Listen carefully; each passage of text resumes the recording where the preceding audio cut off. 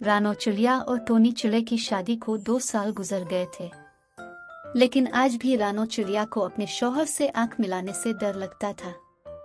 Tony चिड़ा बहुत जालिम था, वो हर वक्त रानो चिड़िया को मारता रहता था। अरे ओ रानो, कहाँ मर गई हो? जल्दी से मेरे लिए खाना लाओ। रानो चिड़िया टोनी की गुस्से भरी आवाज सुनकर डर जाती है। घबरा कर जैसे ही वो खाना देने लगती है, खाना गिर जाता है। अरे ओ कमबख्त, हाथ टूट गए हैं। अंधी हुई हो क्या? कोई भी काम ठीक से नहीं होता तुमसे। माफ कर दी टोनी जी, गलती हो गई। गलती की बच्ची, तुम्हें सजा तो जरूर मिलेगी। ये कहकर टोनी चिड़ा पास पड़ी झाड़ू उठाकर रानो को मारने लगता है। रानो चिड़िया अपने नाकर्दा गुनाहों की मुआफी मांगती रही, लेकिन टोनी चिड़े ने उसकी एक ना सुनी और रानो चिड़िया को मारता रहा। रानो चिड़िया नदी के किनारे अफसुर्दा बैठी थी कि गोरी कवि इसके पास आती है। अरे रानो चिड़िया, तेरे पंख आज फिर लाल है, लगता है आज फिर तुझे टोनी ने मारा है। हाँ गोरी बहन, मैं टोनी को चाय देने गई थी, गलती से चाय टोनी पर गिर गई। बस फिर किया था, इसने मुझे बहुत बुरी तरह मारा। अरे चिड़िया, इतना जुल्म क्यों बर्दाश्त करती हो? मैं तो कहती हूँ ऐसे जालिम शौहर के साथ रहने से अच्छा है तुम अपनी माँ के घर चली जा। कौन सी माँ? मेरी माँ का तो कब का इंतकाल हो गया है, और भाई तो मुझे अपने घर एक रात भी नहीं रखेगा। सुनो टोनी बेटा, बहू माँ बनने वाली है, मैं उसे कल मिट्ठू डॉक्टर के पास ले जाऊंगी और मालूम करूंगी कि इसके अंडे में बेटी है या बेटा। माँ गिर बेटी हुई तो उसे घर मत लाना, इसके भाई के घर छोड़ आना।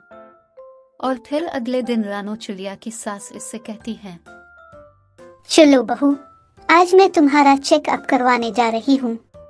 लेकिन सासू माँ, अभी तो मेरे अंडे से बच्चा निकलने में अभी 10 दिन बाकी है। खामोश रहो और मेरे साथ चलो। अगर तुमने ज्यादा भौंकना शुरू किया तो मैं टोनी को फौरन फोन कर दूंगी। फिर रानो चिड़िया और उसकी सास अंडा लिए मिट्ठू डॉक्टर के पास चली जाती है। अरे मिट्ठू डॉक्टर, मेरी बहू के अंडे को देखो और बताओ कि इसके अंडे में बेटा है या बेटी। मिट्ठू डॉक्टर अंडा देखता है। जल्दी से बताओ, जल्दी से मुझे मेरे पोते की खुशखबरी सुनाओ, मैं मजीद इंतजार नहीं कर सकती।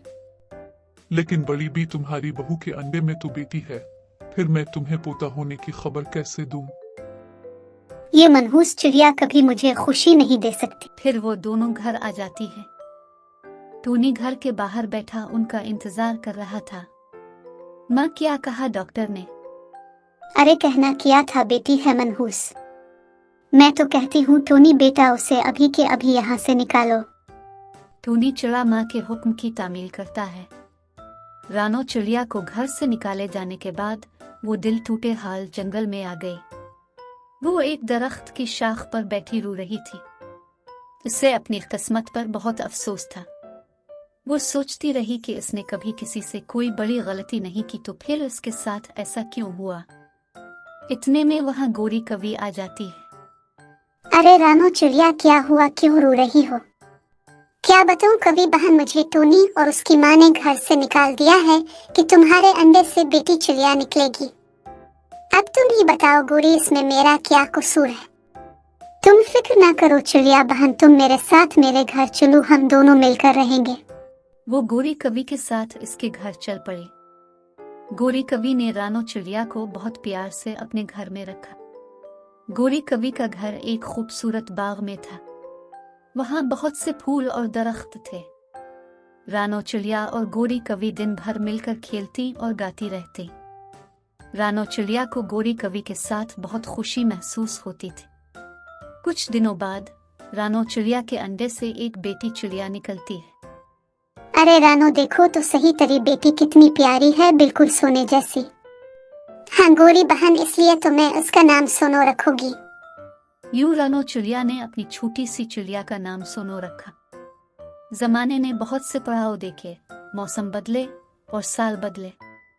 रानो चिड़िया और गोरी कवि एक दूसरे की बेहतरीन सहेलियां बनी रही। सोनो भी बड़ी हो गई थी और अपनी माँ की तरह ही खूबसूरत और मेहरबान थी। एक दिन जब वो तीनों मिलकर बाग में बैठी थी, सोनो ने अपनी माँ से पूछा, माँ, आपकी आंखें हमेशा क्यों सुर्ख रहती हैं?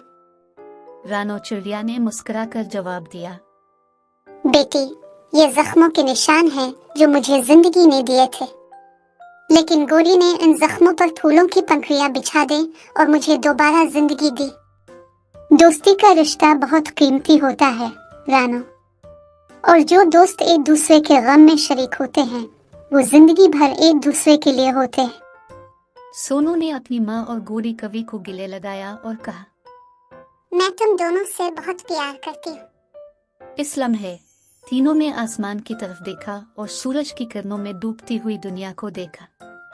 इनकी जिंदगियों में बहुत कुछ बदला था, लेकिन उनकी दोस्ती हमेशा कायम रही।